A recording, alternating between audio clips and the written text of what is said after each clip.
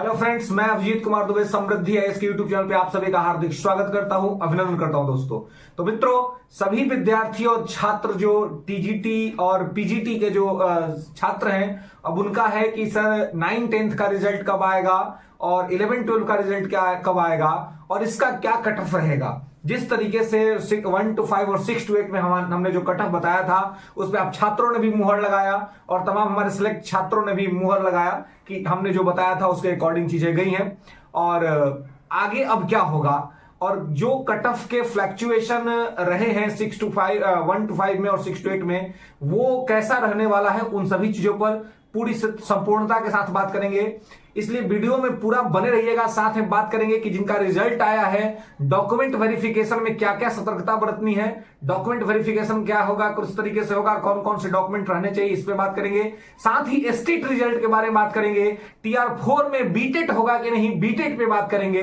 सभी मुद्दों पर जो भी आपके हैं, और साथ में इस बार भी बात करेंगे कि बहुत सारे छात्र हैं जिनका कट ऑफ के बराबर नंबर है लेकिन उनका रिजल्ट नहीं आया है।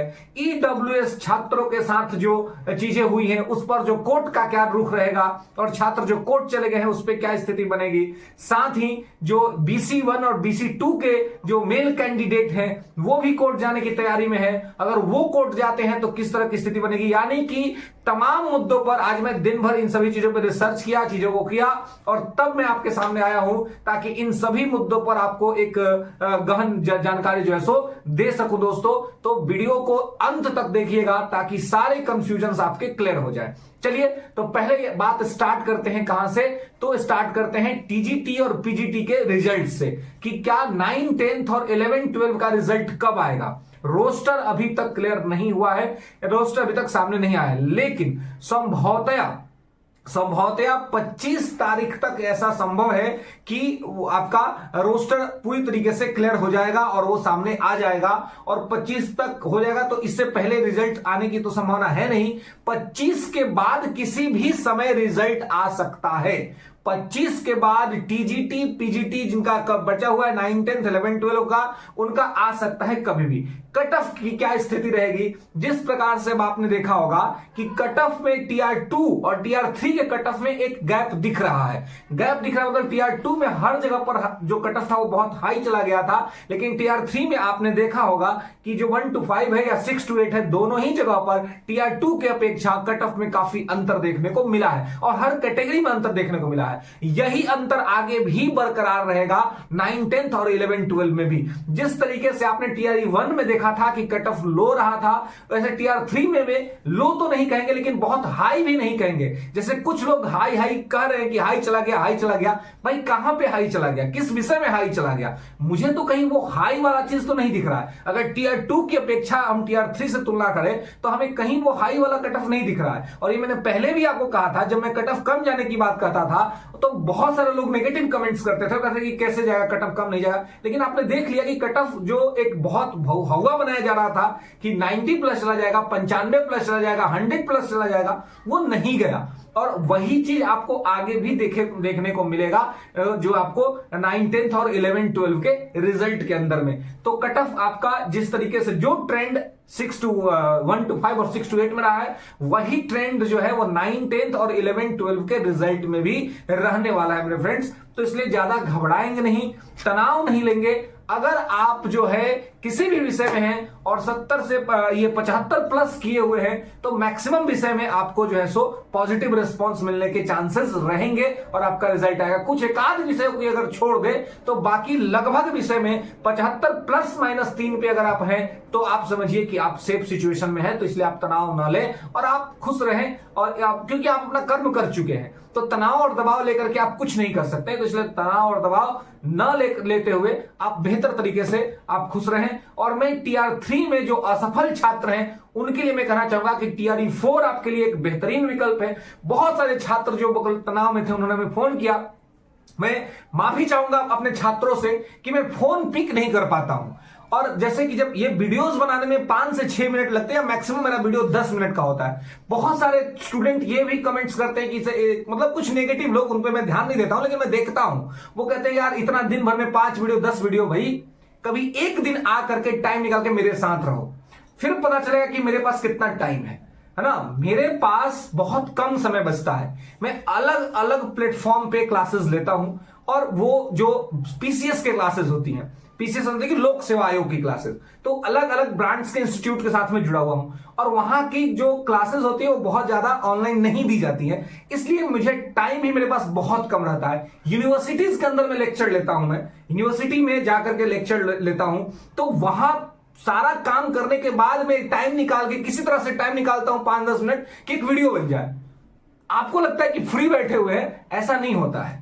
अगर एक बार आप आएंगे, हमारे साथ रहेंगे, आप मेरा पूरा शेड्यूल देखिएगा कि मेरा शेड्यूल किस तरीके से है, तो आपको समझ में आएगा। तो ये दूर बैठ करके कमेंट्स करना वो आसान बात है, एक बार देखना पड़ता है कि किस तरीके से लाइफ चल रही है, और इसी वजह से मेरे प्रिय छात्रों जो मुझे फोन करते हैं उनका फोन में नहीं ले पाता हूं बहुत बार। इसलिए मैं कहता हूं कि भाई मैसेज कर दो व्हाट्सएप पे, अगर मेरा नंबर आपके पास है तो मैं जरूर देर सवेर रिप्लाई वहां पे जरूर करता हूं। तो तमाम छात्र जो असफल हो गए हैं, सफल छात्रों के से भी हमने कहा कि भाई आप सफल हैं तो आपकी जिम्मेवारी है कि अब आप स्कूल में बेहतर से बेहतर शिक्षा दें। और उन्होंने ये कहा भी, बहुत सारे क्वेश्चन स्टूडेंट्स ने कल रात में फोन किया और उन्होंने कसम खाया, शपथ लिया मेरे सामने, भाव विभोर हो गए, बोला सर हम कसम खाते हैं कि हम बहुत ईमानदारी से पढ़ाएंगे। अब बिहार में जो गरीब छात्र हैं, जो सरकारी स्कूल में पढ़ने आते हैं, उनको सर हम लोग जो है सो कभी नहीं छोड़ेंगे।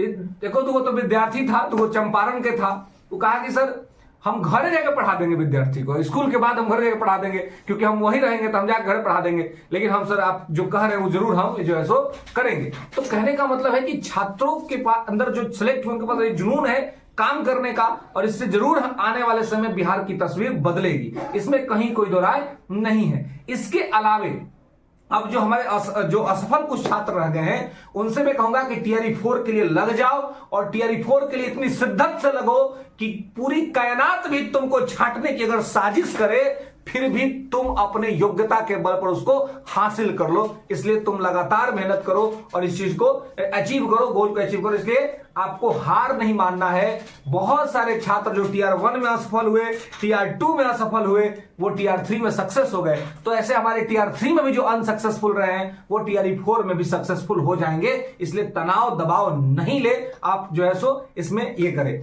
अब अजय ऐसे की मैं बात करता हूं कि कट ऑफ की ये बातें हो गई कि बीटेट में क्या होगा। तो बीटेट की अभी तो हालांकि कोई इस पर स्पष्ट जानकारी नहीं है, आयोग ने कुछ क्लियर नहीं किया नहीं, लेकिन संभावना है कि अगले वर्ष बीटेट लिया जाए। बीटेट कराए हुए बहुत साल हो गया बिहार में, तो हो सकता है अगले बार बीटेट जो है सो अगले साल कराया जाए, और टीआरई 4 से पहले बीटेट की संभावना हो सकती है। लेकिन मैं इस बात को 100% नहीं कर सकता हूं, क्योंकि अभी इसमें टाइम है स्पष्टीकरण आने में, चीजों को स्पष्ट करने में। ओके दोस्तों, तो इसके अलावे जो हमारे सीटेट वाले जो कैंडिडेट है, आगे सीटेट का भी एग्जाम होने वाला है। 1 दिसंबर को ही होने वाला था और वो डेट एक्सटेंड कर गया, मिड दिसंबर में चला गया है। तो सीटेट के जो छात्र हैं जो आगे सीटेट पास करेंगे, तो आगे टीआरई 5-6 के लिए एलिजिबल होंगे, तो उनके लिए भी बहुत बहुत शुभकामना है कि अब बिहार में एक बहुत ही बेहतरीन प्लेटफॉर्म मिल चुका है, शिक्षक बनने का प्लेटफॉर्म, और आप लोग को टीचर बनना है तो आप सब बने। अब बहुत सारे बाहर के भी छात्र हैं, उत्तर प्रदेश से कल 2-3 कॉल्स थे, उत्तर प्रदेश के अलग अलग डिस्ट्रिक्ट से। एक डिस्ट्रिक्ट में नाम, छात्र का नाम नहीं याद आ रहा है, जो उन्होंने कॉल किया था, राजा भैया की जो आइडेंटिटी है, प्रतापगढ़, हाँ प्रतापगढ़, देखिए अंकित ने बताया प्रतापगढ़, तो प्रतापगढ़, हाँ प्रतापगढ़ से उत्तर प्रदेश के एक स्टूडेंट्स का रिजल्ट हुआ है। अब मैं डेटा उस आप नहीं बना पाया स्टूडेंट्स का, आगे मैं अपनी टीम से कहूंगा कि वो सब वहां पे दिया जाए। आप लोग कहते हैं ना, टाइम नहीं रहता है कि वो सारी चीजें मैं चीजों को करके प्रॉपर वो रख पाऊं। बहुत सारे लोग 2-3 स्टूडेंट्स का अपना दिखा रहे, ये कर रहे हैं, बल्क में स्टूडेंट्स हैं।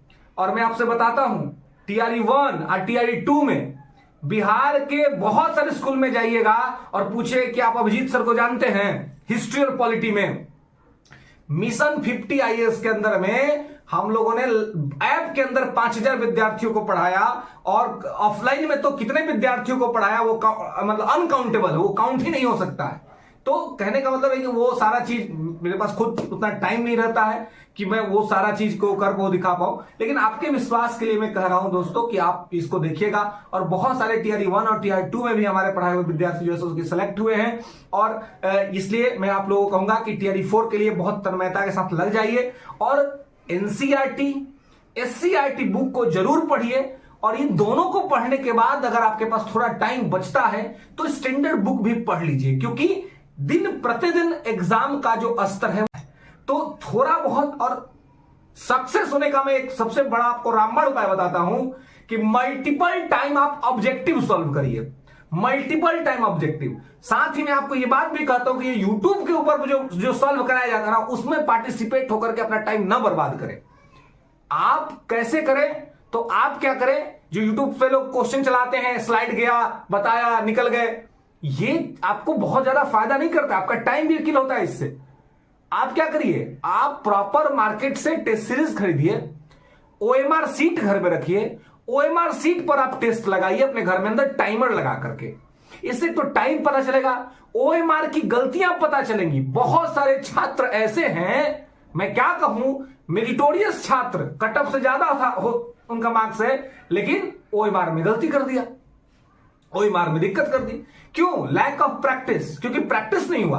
तो ओएमआर को बढ़िया से प्रैक्टिस करिए, और ओएमआर को बढ़िया से प्रैक्टिस करने के बाद आप एग्जाम हॉल में जाइए, आपकी मेहनत पर पानी नहीं फिरेगा। बहुत सारे छात्र ऐसे जो ओएमआर की गलती की वजह से बाहर हो गए हैं, तो ओएमआर में गलती ना करें। तो इन सभी चीजों का आप जो है ध्यान रखिए और बढ़िया से तैयारी करिए। टीआरई 4 के लिए लगे, टीआरई 4 में आपको सफलता मिलेगी। और निगेटिव मत सोचिए, निगेटिव मत होइए।